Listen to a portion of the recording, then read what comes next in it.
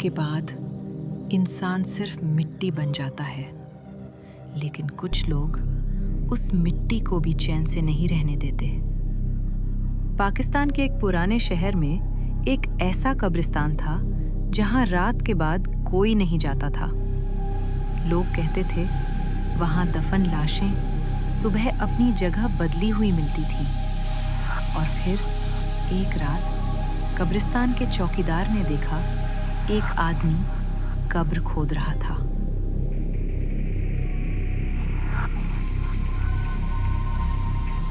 नमस्कार दोस्तों, शुरू करते हैं कब्रिस्तान का दरिंदा कहानी स्कैरी थिएटर हिंदी में। उस आदमी का नाम था सलीम। दिन में वो बिल्कुल सामान्य दिखता था, चुप, शांत, लोगों से कम बात करने वाला। लेकिन रात होते ही उसकी आंखों में एक अजीब भूख जाग जाती थी। सलीम कब्रिस्तान में काम करता था, नई कब्रें खोदना, पुरानी कब्रें साफ करना, लाशों को दफनाने में मदद करना।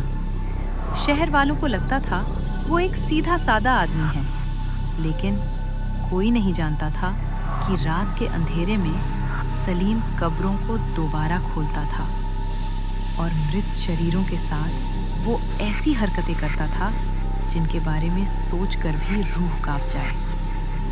एक रात भारी बारिश हो रही थी, बिजली बार बार चमक रही थी, पूरा कब्रिस्तान कीचड़ और अंधेरे में डूबा था। सलीम धीरे धीरे एक नई कब्र की तरफ बढ़ा। वो कब्र एक जवान लड़की की थी जिसकी उसी दिन मौत हुई थी। सलीम के हाथ कांप रहे थे, लेकिन डर से नहीं, बल्कि एक बीमार लालच से। उसने फावड़ा उठाया और मिट्टी हटाने लगा। उस रात कब्रिस्तान में सिर्फ बारिश की आवाज नहीं थी, कहीं दूर कोई और भी सांस ले रहा था। करीब आधे घंटे बाद ताबूत दिखाई देने लगा। सलीम ने चारों तरफ देखा, पूरा कब्रिस्तान खाली था। उसने धीरे से ताबूत खोला और तभी उस लड़की की आंखें एक सेकंड के लिए खुल गईं। सलीम डरकर पीछे गिर पड़ा, लेकिन अगले ही पल आंखें फिर बंद हो गईं। सलीम खुद को समझाने लगा, ये सिर्फ मेरा वहम है। वो दोबारा ताबूत के पास गया, लेकिन अब उसे महसूस हुआ कि ताबूत के अंदर की हवा बहुत ठंडी थी, इतनी ठंडी जैसे किसी बर्फीली गुफा से आ रही हो। और फिर वो पूरी रात उस मासूम लाश के साथ हैवानियत करता रहा। उस रात के बाद सलीम बदलने लगा। जब भी वो आईने में देखता, उसे अपने पीछे कोई काली परछाई दिखती। सोते समय उसे औरतों की धीमी रोने की आवाजें सुनाई देती। कभी-कभी उसके कमरे की मिट्टी गीली हो जाती और सुबह उसके बिस्तर के नीचे कब्रिस्तान की मिट्टी पड़ी मिलती। लेकिन उसकी बीमार आदत नहीं रुकी, बल्कि अब वो और ज्यादा पागल हो चुका था। एक दिन कब्रिस्तान के बाहर बैठी एक बूढ़ी औरत ने उसे रोक लिया। उसकी आंखें सफेद थीं, जैसे वो अंधी हो। उसने सलीम का हाथ पकड़ लिया और फुसफुसाई, मरे हुए लोग अपनी बेइज्जती कभी नहीं भूलते, वो तुझे लेने आएंगे। सलीम हंस पड़ा, लेकिन तभी उस बूढ़ी औरत ने उसका हाथ जोर से दबाया और सलीम ने देखा उसकी उंगलियों के नाखून इंसानों जैसे नहीं थे, लंबे, काले और नुकीले। सलीम डर गया। वो तुरंत वहां से भाग गया, लेकिन जाते जाते उसे पीछे से वही आवाज सुनाई दी, आज रात वो जाग जाएगी। उस रात पूरा शहर अंधेरे में डूबा था। बिजली चली गई थी।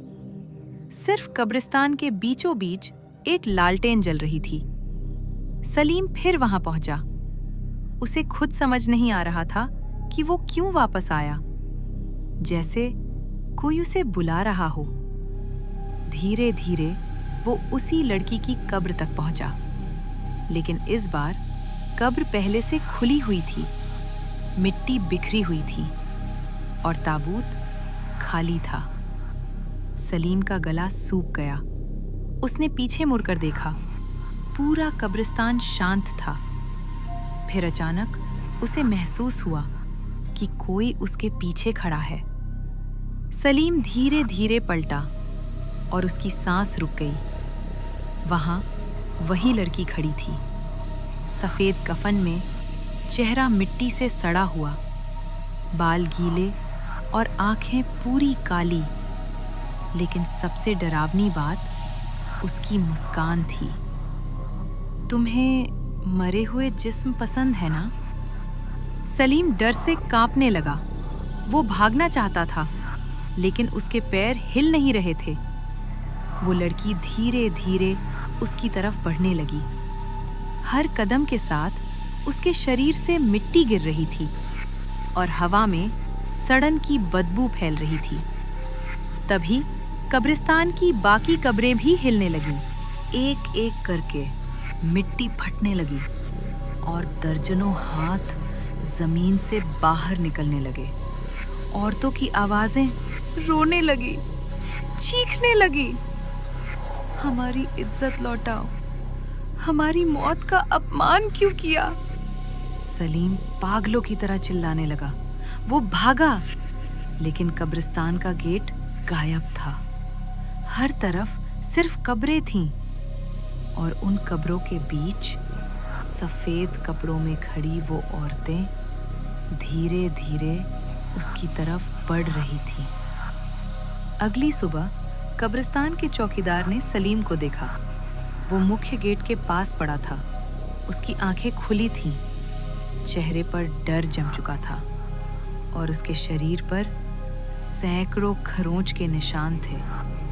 लेकिन सबसे डरावनी बात, उसके दोनों हाथ मिट्टी के अंदर धंसे हुए थे, जैसे मरते वक्त भी वो किसी कब्र को पकड़ने की कोशिश कर रहा हो। उस दिन के बाद सलीम कभी दिखाई नहीं दिया।